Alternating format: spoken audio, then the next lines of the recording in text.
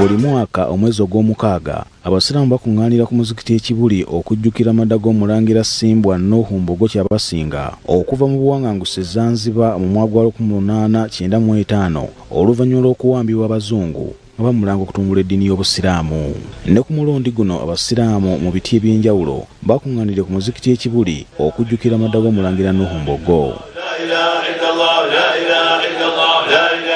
Kubano kubaddeko jjajja w'obusiraamu omulangira Dr. Kasim Nakibingi Kakungulu, omulangira Kalifani Kakungulu, Supreme Mufti wa Uganda Sheikh Shaban Muhammad Galabuzi, omumyuka Soko wa Katikkiro Oweekitiibwa Profesa Agitwa Akawas Kigongo, bannabyabufuzi n'abalala bangi. Mu kwogera kwe omulangira Dr. Kasim Nakibingi Kakungulu alambuludde ekigendererwa ky'okujjukira omulangira Nuhu Mbogo. Ffenna tumanyi nti kati emyaka kumpi giwera 13 kasooka mukulembeze waffe mukadde waffe ava mu buwaŋŋanguse. Waliwo bannaffe ababuuza nti naye ekyo musanyukamu ki? Yakutegeeza bannaffe abo tebyafaayo mu nsi tebitandikidde ku mukulembeze waffe.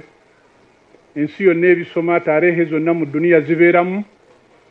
Naffe ekimu ku byo kusoma byafaayo ebyo tumanye gye tuvudde era tulagawa.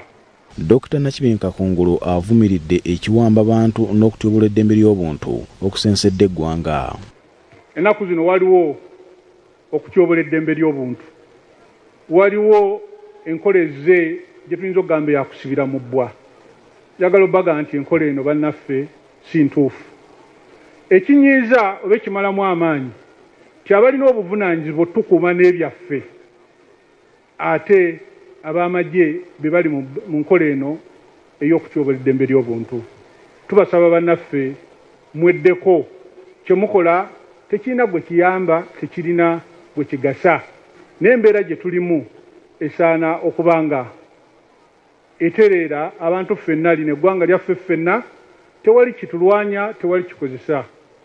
Buyinza bwa gavumenti okukwata omumenyi w'amateeka era tebawagala giyingirira. Naye kye tugamba omumenyi w'amateeka bamukwatire mu mateeka nga bwe galagira. Kyakwatiddwa atwalibwa ku poliisi emanye nti ono baamututte. Naye kikyamukwata omuntu ne mugenda ku poliisi ne bagamba ffe tetumanyi. Kati abalina ebyabwe bajja ne bakwata omuntu ne bamutta, tunaakiteeka kwani? Bw'ati asabye wabeerewo okwogerezeganya wakati w'abakulembeze b'ennono n'omukulembeze w'eggwanga ebikolwa ebinyigiriza bannansi bikome. Njagala okusaba abakulembeze baffe naddala ab'ensikirano bafunemu akaseera banoonye omukulembeze w'eggwanga banyumyemu, balabe oba ebigenda mu maaso abiraba oba naye alabanga abalala bwe babiraba. Tubeeko kye tukolawo, naye embeera eno erabika etandise okusajjuka. Oli nampereza akagundi tiwaliwo TV evudde ku mutimbagano ne mugamba nti ago masannyalaze, nti si masannyalaze. Ne mugamba ko ebyo nabyo tunaabiwulira, naye kakati ebyo ebintu bwe banga n'okwogera nako abantu batandise bajja ku mpewo, waliwo ekitakwatagana bulungi.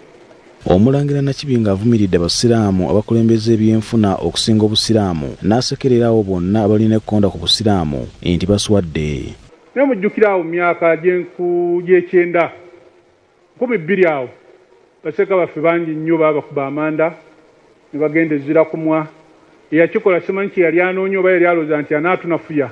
Naye olwaleero yandizzeko wano n'alaba ate amaanyi ge tufunye n'amanya nti obuyinza bwa Allah buli waggulu. Supreme Mufti wa Uganda Sheikh Shaban Muhammad Galabuzi ye ajjukiza abasiraamu nti entalo z'eddiini zaggwa kati kukulaakulanya busiraamu n'akalaatira bakaadi bonna okunyikiza amateeka g'obusiraamu. Nkubiza bakaazi mu bitundu esuulu ebisolo mubeere nnyo n'amaaso amoogi nga mutulya embeera eyo. Lole gye musangako ng'eriko ente n'embizi, ogwo musango munene. Obutale musanga nga basala mbizi n'ente, ogwo n'ogwo musango munene, mubeere nga mukigoberera. Sheikh Yasin Kiweewa akulembedde mu kutubba atenderezza omulangira Nuhu Mbogo olw'okutumbula obusiraamu n'akubiriza abantu okwesiga Katonda abataasa okusomozebwa ku bayitamu. Ebitonde bye twasigamira bifa. Olwaleero kibe eky'amaanyi, enkya ne kibe ekinafu. Tewali kitonde mu bitonde bya Katonda bye yatonda nga kigenda kikuba ky'amaanyi emyaka 10.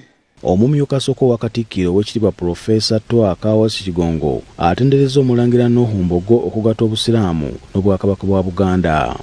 Omulangira Nuhu Mbogo wakati mu ntalo z'amadiini, wakati mu ntalo z'Abacerupe nga bagenda okulya ensi yaffe eno, yavaayo nnyo n'alaga n'abeera ekyokulabirako, n'alabira ddala nti Buganda tesaanawo, ate ng'era Buganda ebeerawo nga n'Abasiraamu bali nga n'ensi Uganda etondeddwawo. Naye ekyokuyiga ekinene ekyo kitulina nti yali musajja eyeewaayo era nga ateekawo ku lw'eddiini ye okuyimirirawo n'aleka ebyassava byonna. N'abo abalala we baagalira okulyamu obuli, Mbogo ye yateekanga mu buteesi n'asobola okuzimba Obusiraamu. Bannabyabufuzi abeetayo mu dduwa eno beebazizza Omulangira Dr. Kasimu Nakibinka Kungulu okubakumaakuma n'okubalambika ku nsonga z'obukulembeze. Bw'obanga gw'olina obuyinza nga gw'olina buli kimu, lwaki okozesa eryanya eringi eryabo abantu abatalina na kasaale? So twagala okusaba abo abali mu buyinza abafudde ekiwamba abantu mu ggwanga Uganda kubanga kyebaana baliwo, abantu batulugunyizibwa, abantu baffe basibiddwa bali mu makomera tebabaleeta mu kooti balamula n'ebirala byonna. Twebuuza Miriam Matemba ali luddawa, tudde Sarabira tebamututte, tudde media houses ezimu bazigadde, kwegamba kati abantu bawambiwa buwambi wakunu na mbuli ne bakutwala. So ensonga zino kubanga zoogerwako buli muntu okulayisinga eddoboozi ekikulu nnyo era twebaza Mbuga. Osiano Mukiibi, BBS Terefayina, Gambuuze.